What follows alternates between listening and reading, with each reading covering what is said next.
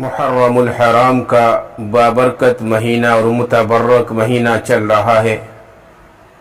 یہ اسلامک مہینہ ہے، اسلام کا پہلا مہینہ ہے جس میں اللہ تبارک و تعالی نیکیوں کا اجر بڑھا دیتے ہیں۔ اللہ تبارک و تعالی ان دنوں میں جتنے بھی کار خیر کیے جاتے ہیں یا نیک عمل کیے جاتے ہیں تو اللہ تبارک و تعالی ان کا ثواب عام دنوں سے زیادہ دیتے ہیں۔ لیکن دیکھا یہ جاتا ہے کہ جہاں اللہ تبارک و تعالی ان دنوں میں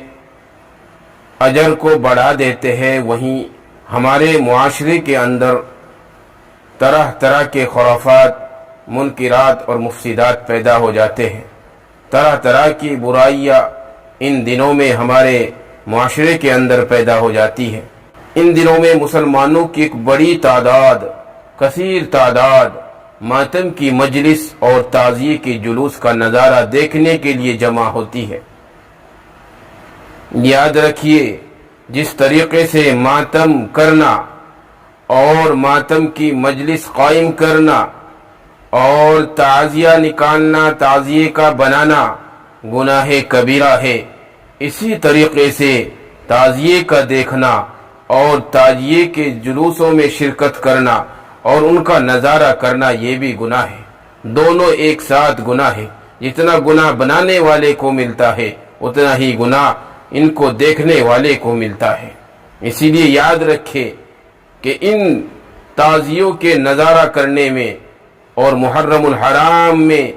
ماتم کرنے کے ساتھ شرکت کرنا اور تعزیے کا نظارہ کرنا، جلوسوں کو دیکھنا، یہ سب بہت بڑے گناہ ہے اور اس میں کئی سارے گناہ شامل ہو جاتے ہیں۔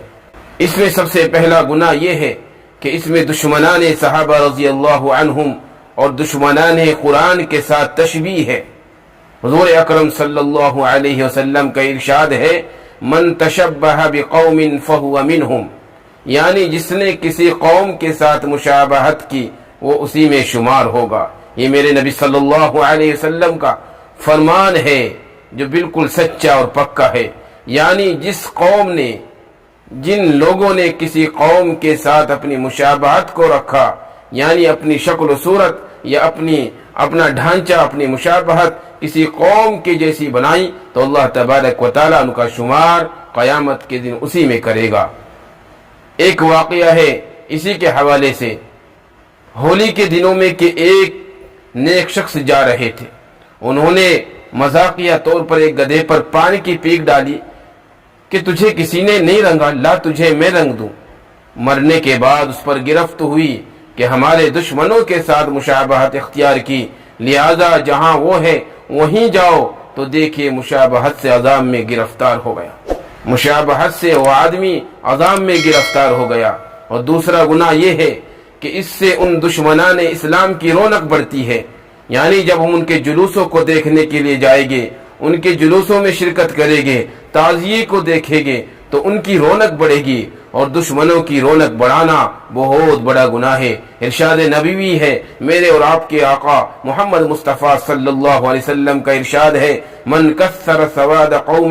فہو منہم، یعنی جس نے کسی قوم کی رونق کو بڑھایا وہ انہی میں سے ہے۔ اور تیسرا گناہ یہ ہے کہ جس طرح عبادت کو دیکھنا عبادت ہے، اسی طرح گناہ کو دیکھنا بھی گناہ ہے۔ یعنی جس طرح ہم کسی عبادت کے کام کو دیکھتے ہیں، قرآن کو دیکھتے ہیں، قرآن کا دیکھنا باعث ثواب ہے، قرآن کا دیکھنا عبادت ہے، اس طریقے سے ہم نماز پڑھنے والے کو دیکھتے ہیں تو نماز پڑھنے والے کا دیکھنا بھی ایک عبادت ہے، اس کا دیکھنا عبادت ہے، اس کی زیارت کرنا عبادت ہے۔ اسی طرح گناہ کو دیکھنا بھی گناہ ہے۔ یعنی کہ اگر ہم تعزیے کو دیکھیں گے، ان کے جلوسوں کو دیکھیں گے، ان کے جلوسوں میں شرکت کریں گے تو یہ بھی گناہ ہے، اس کو یاد رکھا جائے۔ اور چوتھا گناہ یہ ہے کہ جس مقام پر غضب نازل ہوا، جس مقام پر اللہ کا غصہ نازل ہوا، ایسی غضب والی جگہ جانا اور ایسی غضب والی جگہ جانا بہت بڑا گناہ ہے۔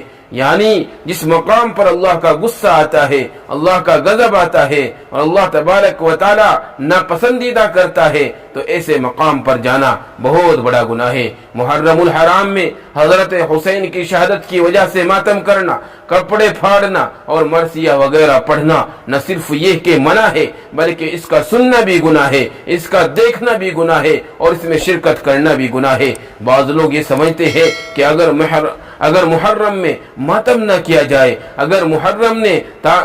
میں تعزیہ نہ بنایا جائے، اگر محرم میں عالم نہ نکالا جائے بلکہ صرف سن لے اور ان کو دیکھ لے، یعنی سننے اور دیکھنے کی حد تک شرکت کی جائے تو کچھ حرج نہیں۔ یاد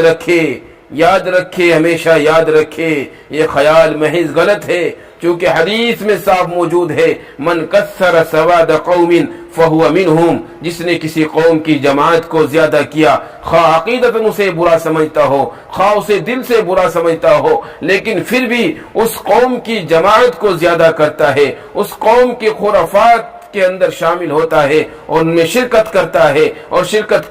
کر کے ان کی جماعت کو زیادہ کرتا ہے، یعنی بڑھا دیتا ہے، تو اللہ کے نبی صلی اللہ علیہ وسلم نے فرمایا قیامت کے دن وہ انہی کے ساتھ ہوگا۔ الامان والحفیظ، اللہ حفاظت فرمائے۔ آج ہمارا حال یہ ہے کہ اپنے نبی کے ارشادات کو بھول کر اپنی زندگی کو گزار رہے ہیں، ہمارے اوپر کوئی اثر نہیں پڑتا، قرآن کیا کہہ رہا ہے، اللہ کے نبی کی حدیثیں کیا کہہ رہی ہے، اور بعض لوگ ان شیعوں کی مجلس میں تماشے کی نیت سے چلے جاتے ہیں، کسی کو وہ لوگ خود بلاتے ہیں تو کسی جماعت کی تکفیر کرنا، خواہ وہ استہزاءً ہو، مذاقیہ طور پر ہو یا بطور تماشا یا دل جوئی وغیرہ کے ہو، غرض کسی بھی صورت سے ہو، ہر صورت میں بروئے قانون شریعت پوچھ ہوگی اور قیامت میں انہی کے ساتھ حشر ہوگا۔ اس لیے نہ خود مجلس کرنا، نہ کسی مجلس میں جانا چاہیے، نہ ہمیں خرافات کی مجلس میں جانا چاہیے، نہ ہمیں خرافات کی مجلسوں کو قائم کرنا چاہیے۔ اسی لیے یہ محرم کا پیغام ہے